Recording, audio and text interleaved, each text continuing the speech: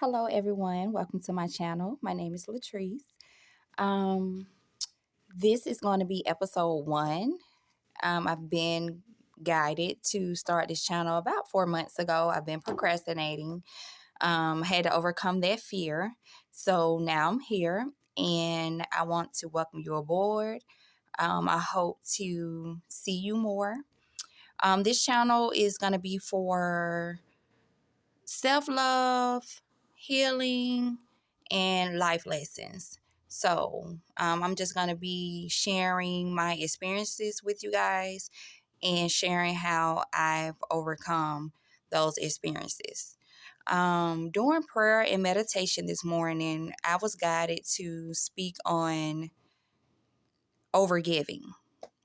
Um, why do we overgive? The cause effect of overgiving and how to overcome that.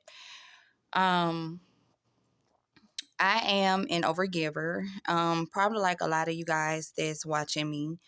And that was, I would say, one of the hardest things that I've been battling with is being an overgiver.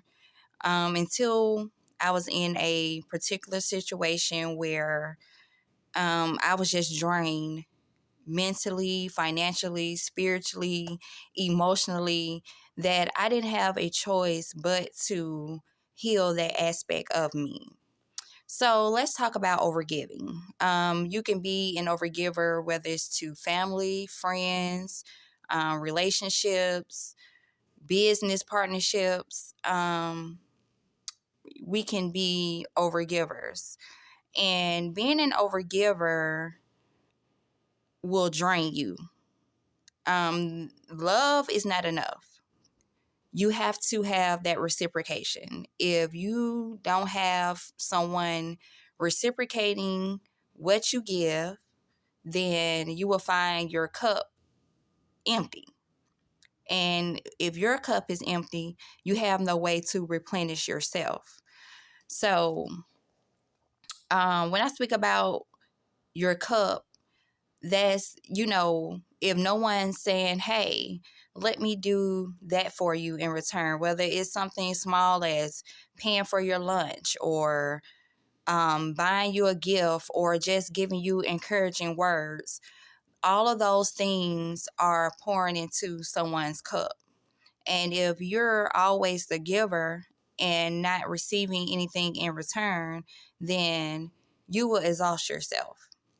So, we're going to speak on why do we overgive? Why is it so imperative for me to give? Why do I feel like I have to show that aspect of me? This runs very deep because a lot of times, and most of the time, it stems from childhood trauma. Perhaps you felt like you didn't receive enough love from your parents, from your siblings, from your family members. Maybe you were abused in some sort of way, whether it was mentally, verbally, emotionally. Maybe you experienced some form of traumatic experience that you never healed, that you never had any counseling for. Maybe you didn't have anyone to talk to. So oftentimes we tend to bury that deep inside, and then when we become adults, we feel like it's fine because we forgot about it. But when you find yourself in certain situations and certain things may trigger that, and then you find yourself behaving in a manner that's not good for you. Um, we have to choose us. That's the only way that you can overcome being an overgiver. You have to choose you. That's that self-love aspect. Um, well, if something isn't working out for you, if something isn't the best for you, no matter how much you love someone, no matter what their title is, they can be mama, daddy, sister, brother, cousin, lover, husband, whoever, wife. You have to understand when your cup isn't being filled, when you're not emotionally fulfilled, it's not just about finances or the material aspect, but when you're not being fulfilled in those aspects, then it's very important that we have to learn to set boundaries. We have to learn to know when it's time to walk away. So, um, the same love that you want to give someone else is the same love that you have to give yourself first. That's the only way to create that balance in your life, is to give yourself that love first. So that teaches whomever come into your life, oh, okay, I see how they love themselves. I'm going to have to love them the same way.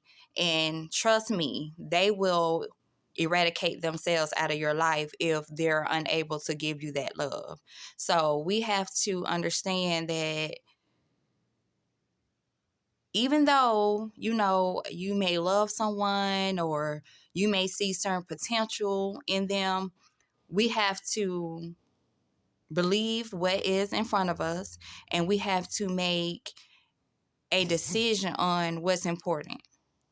Me trying to people please, or me doing what's best for me.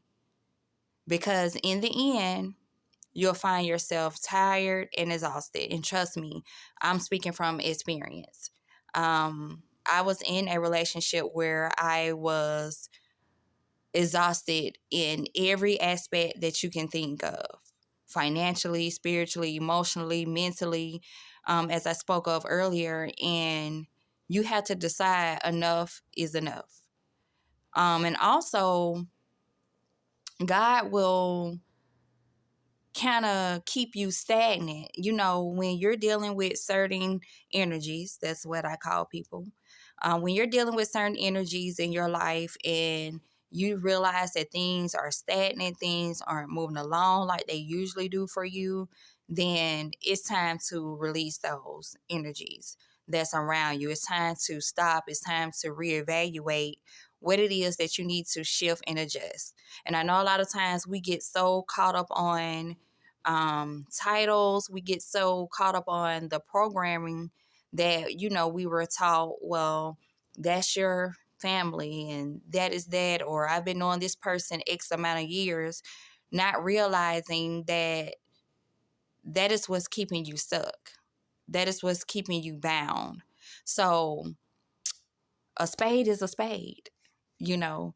So I just felt the need to come on today and share my experience in how I overcame the art of overgiving.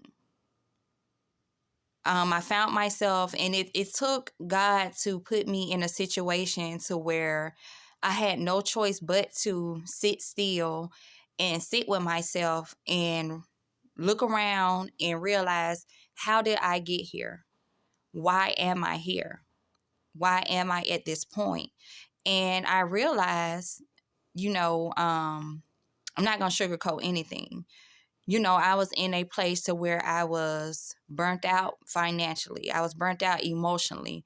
And I just look back at all the years, the previous years, on how I gave and gave. And I'm like, if I could get all that money back, all that support back, all that love back that I gave and didn't receive in return, I'll be sitting pretty nice. So I'm not saying to just be a selfish person, but I'm saying if you're not receiving that in return, if you're a person that, oh, okay, let me do this for this person, or let me buy this person lunch, or let me do this and that. And, I know a lot of times life is busy. We're working, we have kids, we're doing this, we're running here and there. And a lot of times we don't have time to sit still and realize, well, geez, no one is reciprocating what I'm giving in return.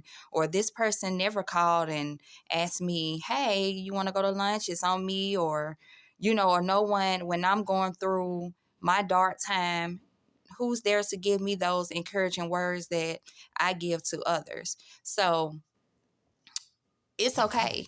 It's all about readjusting. It's all about realigning ourselves, and it's all about choosing you first. So the key is self-love. The key is being stronger than love. You have to realize who's reciprocal, what's reciprocal, and what's not. And if a situation is not for your greater good, for your highest good, you have to have the strength to walk away. You have to know when to set certain boundaries with people, no matter whom they are. So that is one of the things that I have learned recently. It took some time because I'm a very loving and giving, generous person, but God put me in a space to where I had to sit still and realize, why was I being an overgiver, how it affected me, and what did I need to do to overcome. So since I've been choosing myself, since I've been setting those boundaries with certain people in my life that I needed to set those boundaries with, then things have been moving steady for me. So I know that I'm on the right path. So you did not come across this video by coincidence. This was a message that you needed to hear. And just remember to choose you. Remember to choose wisely in your partnerships, your friendships, your relationships with family. Remember, it's okay. It's okay. It don't matter. People will get upset with you. They're going to say what they want to say. It doesn't matter. Do what's best for you. Give to those who are willing, and give to you in return. Okay? So, peace and love. Thank you so much for joining me. Again, this is episode 1. Please hit that like, comment button, share, and subscribe. Let me know where you guys are from. Let me know any topics that you may want to hear about, and share and subscribe. Thank you.